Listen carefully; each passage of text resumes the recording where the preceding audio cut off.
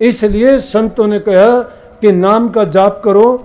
उसमें गृहस्थी लोग, चाहे वो बच्चा है, चाहे बूढ़ा है, चाहे जवान है, ये बहाने मत लगाओ मुझे दुख है, तकलीफ है, मुझे बीमारी है। अरे वो परमात्मा का आप एहसान मानो, उस मालिक के सामने ये प्रार्थना किया करो कि मालिक आपने मेरा जीवन अच्छा गुजार दिया, मेरे बुरे खोटे कर्म थे वो उसने आपने पूरे करवा दो, इसी जीवन में पूरे करो और मुझे अपने चरणों में शरण दो, जगह दो और बार बार इस संसार के आने जाने के दुख से मुझे मुक्त करो। सच्चे मन से अगर नाम की भक्ति करना चाहते हो तो बताता हूँ, जब भी एकांत में जाते हो उस मालिक के एहसानों को कभी ना भूलो। देखो उसने हमारे लिए क्या क्या नहीं किया, कितना सुंदर हमें जीवन दिया, हर प्रकार से सुखी हैं। ये ना मानो कि हमें दुख और पीड़ा जो आती है वो अपने अपने कर्म के अनुसार आती हैं। जो हमारे साथ मरने जीने की बीमारियां लगी हुई हैं, ये सबके साथ लगी हुई है, एक भी जिंदा नहीं बचेगा। जितने बैठे हो सभी मरोगे, ये निश्चित है। बताओ करो क्या करोगे, सभी मरोगे। लेकिन कबीर साहब कहते जो नाम जपता है वो नहीं मरता, मरते संसारी लोग हैं। और कबीर साहब ने कितनी सुंदर बात कही, हम नाम राम रे संसारा, हमने मिला जीवन हारा, कि हमने जीवाने वाला मिल गया है, उसने अमर जड़ी अमर बूटी वो दवाई दे दी है। तो इसलिए भाइयों बहनों, सत्संग की जो तुम्हें नाम की जड़ी और बूटी दवाई मिली है वो अमर दवाई है। उस अमर दवाई को रोजाना नियम के मुताबिक उसका सेवन किया करो। सुमन में मन लगाओ, सुमन जब तक नहीं होगा ध्यान नहीं लगेगा।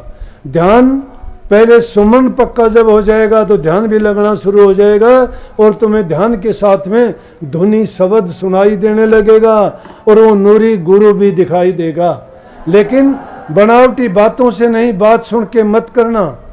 ये फालतू की बातें जो बताई गई वो आपको तैयार करने के लिए बताई गई हैं कि आप उस चीज़ के लिए तैयार होना चाहते हो तो ये योग्यताएं पूरी करो। आप सभी बुराइयों को निकाल बाहर करो। जब बुराइयां निकल जाएंगी, अंदर की सफाई हो जाएगी, पवित्रता और शुद्धता हो जाएगी, तो तुम्हारा हृदय महकना शुरू हो जाएगा और उसमें वो नाम, पवित्र नाम, प्रभु का नाम वो हमारे हृदय में बैठ सकेगा, समा सकेगा। इसीलिए कही कि हृदय जब तक शुद्ध और पवित्र नहीं है तब तक उसमें प्रभु का वास नहीं हो सकता। शुद्ध मन में ही शुद्ध भावना पैदा होती है और शुद्ध विचार, शुद्ध भावना जहाँ होगी वही आदमी भक्ति कर सकता है। नहीं तो भक्ति कोरी एक कल्पना रह जाएगी, जबान की बोलने की रह जाएगी। मन को पवित्र करो, जीवन को पवित्र बनाओ, घरों में सुख शांति रखो, अच्छा बर्ताव करो, देखोगे घर स्वर्ग के समान हो जाएगा। माताओं की, लड़कियों की इज्जत और सम्मान की दृष्टि से देखोगे तो यूं समझो कि आपने सभी देवियों की पूजा कर ली है, सभी देवताओं को आपने मना लिया है। जहाँ स्त्री की पूजा होती है वहीं सारे देवता वास करते हैं। इसलिए इस मातृशक्ति की पूजा किया करो, इनसे प्यार किया करो, इनके साथ अच्छा बर्ताव और व्यवहार किया करो। और माताओं को भी चाहिए कि अपनी संतान को, बच्चों को, सबको अच्छे गुण दें, अच्छी शिक्षा दे के उनको लायक योग्य बनाएं, ताकि हमारा समाज उन्नत हो और हम सब के सब इन बुराइयों से बचें। लोग जीव हिंसा करते हैं, मांस भक्षण करते हैं, शराब नशे के आदी हो जाते हैं, उनके जीवन देखो बर्बाद हो जाते हैं। तन पर कपड़ा नहीं है, शरीर की जगह हड्डियां हैं, बस डगमग करता हुआ शरीर चलता है, लेकिन वो गंदी चीज़ के आदी होकर उनको नहीं छोड़ पाती। अरे तुम कुछ भी नहीं कर पाओगे तो इस पवित्र मानव चोले को कम से कम अच्छा बनाने के लिए इन बुराइयों को छोड़ दोगे तो भी बहुत बड़ी बात है।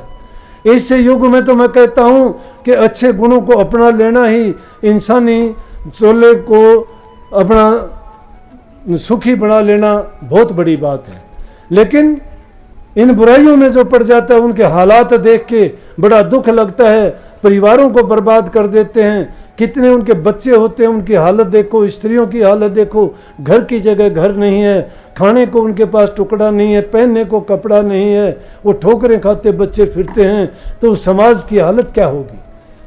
हमारे देश में जहाँ कहते हैं कि साक्षात मालिक के दर्शन होते हैं, और उस देश में जब इस इंसान के जो कहते हैं कि 84 लाख योनि के बाद में इसको मुश्किल से ये जीवन जीने का मौका मिलता है, और उनकी जब ये दशा गुजरती है, ये हालत होती है, और यूं उनकी जिंदगियां बर्बाद होते हुए देखते हैं तो दुख लगता है। उस जिंदगी के साथ में उस समय अपनी तुलना करके देखा करो। लेकिन जो आदमी एक आदत का गुलाम हो जाता है, उसको छोड़ना बड़ा मुश्किल हो जाता है। इसलिए गंदी आदत के गुलाम क्यों बनो, आप उस आदत के गुलाम क्यों नहीं बनते जो तुम्हारे जीवन को भी संवार दे और सदा के लिए इस आने जाने से भी तुम्हें मुक्ति दिला दे। इसलिए वो चीज़ एक ही है, वो है प्रभु का नाम, गुरु का सत्संग। सत्संगों में जाओ, अच्छी बात सीख के आओ। ये नहीं फिर शिकायत करते हो काफ़ी कि मेरा घर वाला मुझे आने नहीं देता सत्संग में। ठीक नहीं आने देता आप लोगों को। यहाँ सत्संग में आते हो, घर जाकर निंदा चुगली करते हो, बुराई करते हो, लड़ाई करते हो, घर के पति को गालियाँ देती हो, बच्चों को उल्टे सीधे बोलते हो, पड़ोसियों से झगड़ा करते हो। सत्संग ये सिखाता है क्या? सत्संग तो सिखाता है कि पवित्र बन जाओ, एक आदर्श जीवन जी के दिखाओ। एक आदर्श तुम्हें अगर ऐसे हालत में, अच्छे हालत में देखेगा, एक आदमी भी अगर अच्छा बन जाता है, सुधर जाता है, वो लाखों जीवों को रास्ता दिखाने वाला बन जाता है। वो लाखों जीवों को अकेला ऐसा हो जाता है, रास्ता दिखाएगा। लोग देख के कहते हैं, कबीर साहब का शब्द नहीं है, और सखी सब दो बड़ी है तू बिरियन क्यों लाल। अरे गुरु के भक्त अगर देखे दुनियादारी के लोग विषय विकारों में पड़ के, उनकी तो हालत दुआगन और जोशी होती है। और जो गुरु के भगत हैं, शांत चित्त, अच्छा उनका जीवन, अच्छे उनके विचार ख्यालात, गरीबी अमीरी का सवाल नहीं, जाति पाति का सवाल नहीं, ऊंच नीच का सवाल नहीं। हरि को भजो सो हरि को होई, परमात्मा का रूप हो जाते हैं। उस परमात्मा के नाम में शांति है, उसमें प्यार है, उसमें भलाई है, नेकी है, उसमें हर प्रकार से उस नाम के ये गुण हैं। और हम वो नाम लेके फिर हमारे अंदर दुर्गुण कैसे रह गए? कौन सी भक्ति करते हैं, किस नाम को जपते हैं, किस गुरु ने ये बताया है? सभी गुरु यही तो कहते हैं, जीवन को संवारो, अच्छे गुणों को अपनाओ, बुराइयों को हटा दो। बातें तो आपसे बहुत सीख मिलेंगी। रामायण की बात आप बहुत बताओगे, गीता की आप बहुत बता दोगे, वेदों की बात ढूंढ के आप बता दोगे, लेकिन जो तुम्हारा जीवन चल रहा है उसकी बातें क्या करते हो? वो बातें तो ऐसी है जिस प्रकार से कोई चीज खा के उल्टी कर देना। क्या फायदा किया? उसको हजम करना। गुरु के बताए वचन को अंदर में लेके, उनको सुन के, उनको गुण के उसका सार निकालो, सार निकाल के उसकी जिंदगी में अपनाओ, और उसके जो परिणाम है वो परिणाम दिखाओ समाज को कि मैंने गुरु से ये पाया। मैंने तो अपने गुरु से बहुत पाया, इसलिए मैं आपको कहने के लायक हूँ। नहीं, मैं बोलने लायक भी नहीं था। सभी दुर्गुण थे, सभी बुराइयां थी, इसलिए मैं गुरु के महत्व को जानता और समझता हूँ। मैंने अपने गुरु से जो पाया बिरला ही पाता होगा। और भी बहुत से थे, मेरे साथ के बहुत थे, लेकिन क्या पाया? जिन्होंने गुरु की आज्ञा नहीं मानी, ठोकरें खाई। गुरु के वचन को जिसने तोड़ा, पाप भोगे घसीटते हुए जिंदगी बिताई उन्होंने। जो गुरु की आज्ञा में चले, सुखाले गए जिंदगी में, और गुरु की आज्ञा में रह के चाहे लाखों दुख भी हों तो भी दुख नहीं है। वो भी गुरु की मौज और आज्ञा है। कहते नहीं कि इनाम दिलाई तो मेरा क्या घट जाई, और सजा दिलाई तो मेरा क्या जाई। अगर इनाम देते हो तो क्या मिल जाता है, मेरी कौन बढ़ाई है उसमें? अगर इनाम मिले, कोई तोहफा मिले तो हमारी क्या बढ़ाई है? गुरु की बढ़ाई। एक शिष्य था, उसकी किसी ने जाके गुरु से शिकायत की कि जी आपका फलाना शिष्य है ना, बोला कि वो तो बहुत वो हो गया। बोले क्या बात? बोला जी जब कोई उसकी बढ़ाई करता बड़ा खुश होता है वो। गुरु ने कहा क्यों रहे, तेरे तो लोग बहुत वो करते हैं, आके तेरी शिकायत करते हैं, कहते तेरी बढ़ाई होती है तो बड़ा खुश होता है। बोला हाँ होता हूँ जी। बोला क्यों?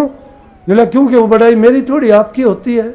मेरी बढ़ाई करते थे, आज से 10 साल पहले करते, जब मेरी बुराई करते थे ना, बोले हाँ, बोले आज जो भलाई करते हैं, मेरे गुणगान करते हैं, वो आपके कारण करते हैं। तो जो जीवन गुरु को हमने सौंप दिया, तो उसके बाद गुरु ने जो हमें दिया वो गुरु की बढ़ाई है। हमारी क्या बढ़ाई, हम तो किसी लायक है नहीं। गुरु की शक्ति काम करेगी। हमने गुरु को अपना आपा सौंप दिया, गुरु ने हमको अपना सब कुछ सौंप दिया। जो गुरु को कुछ नहीं देता है, गुरु उसको क्या देगा? गुरु को देना सीखो, गुरु को देना सीखो। कहने को तो बहुत कहते हैं, गुरु को तन भी दिया, मन भी दिया, धन भी दिया, और मैं कहता हूं गुरु को इन चीजों की जरूरत ही नहीं है। गुरु को क्या चीज दो? गुरु को अपना विश्वास दो, गुरु को अपनी श्रद्धा और विश्वास दो, दृढ़ संकल्प दो, गुरु के चरणों में अपने आप को समर्पित कर दो। ये चीजें क्या है? ये दुनियादारी की चीजें, ये तो रेत मिट्टी है, इनकी कोई जरूरत नहीं है। क्या करेगा गुरु इनको? गुरु तो अगर चाहे तो एक पल में तुम्हें जो चाहोगे झोली में भर देगा, जो चाहो वो दे देगा। लेने वाला होना चाहिए। गुरु के पास सब कुछ है। कभी जिक्र चलेगा फिर बताऊंगा। सहजो ने कहा था, खुद श्री कृष्ण भगवान आके बैठ गए, बोले सहजो मैं आ गया तेरे दर्शन देने। बोला मैंने थोड़ा बुलाया था, क्यों आ गया? बोला सहजो बैठने की, तो कह दे। बोला क्यों कह दूं बैठने की? बिना किसी कारण के आया है तू, खड़ा रहे। बोला बैठने की, तो कहाँ बैठेगा? एक सीट है, उसमें मेरा गुरु बैठेगा। बोला तो गुरु आएगा दर्शन तो करा देगी, सेवा का मौका बोला पंखा झोल सकता और कोई सेवा नहीं उसकी। श्री कृष्ण भगवान से अपने गुरु को पंखा झुलवा लिया। ताकत होनी चाहिए शिष्य में, और ताकत कहाँ से? गुरु से ही मिलती है। गुरु किसको देता है? जो गुरु का हो जाता है। गुरु के बनते नहीं। गुरु गुरु नाम नाम, मैंने नाम ले लिया, गुरु के हो गए, गुरु के हुए नहीं। गुरु के हो जाओगे, जीवन बदल जाएगा, जीवन बदल जाएगा। बाहर से कुछ दिखाई दोगे तो अंदर में कुछ का कुछ होगा। गुरु अंग संग रहेगा, हर पल साथ रहेगा, क्योंकि तुम भूल ही नहीं पाओगे गुरु को। गुरु ने जान लिया तुमने।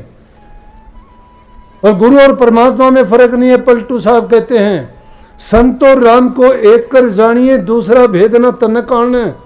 लाली जो छिपी है मेहंदी के पात में, दूध में घी विष भात जाने। फूल में बास जो काठ में आ गए, संत में राम इस भात जाने। दास पलटू के संत में राम में संत, ये सत्य माने। जो सत्य मान लेता है उसके सारे काम पूर्ण है। जो नहीं मानता धक्के खाओ दुनिया के। हमारा काम गुरु की ड्यूटी, गुरु का फर्ज निभाना से। गुरु ने जो कहा था उनका संदेश आप तक पहुंचाता हूं। उनकी दया और कृपा के सारे सब चल रहा है, और सारा काम वो अपने आप करते हैं। मेरा तो करते हैं। आप करवाना चाहो तो हिम्मत करके आप भी लग जाना, आपके भी हो जाएंगे। फिर गीत गाना, सहारे थारे चले जी सतगुरु म्हारी नाव, भरोसे थारे चले दाता म्हारी नाव। सबको बहुत बहुत आशीर्वाद। राधा स्वामी खुश रहो। मालिक आप सबको शांति दे, शक्ति दे भक्ति करने की। आपका जीवन शुद्ध पवित्र बने, अच्छे गुणवान बनो, अच्छी संतान पैदा करो।